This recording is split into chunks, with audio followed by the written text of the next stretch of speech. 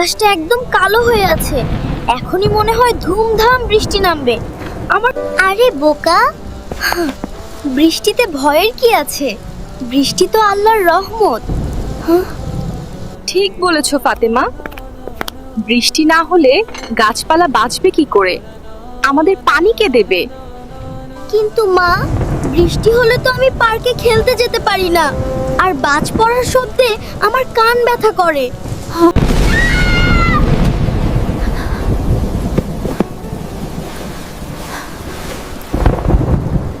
আসসালামু আলাইকুম। কি ব্যাপার ফারহান সাহেব, আপনি কি মেঘের ডাক শুনে লুকিয়ে আছেন?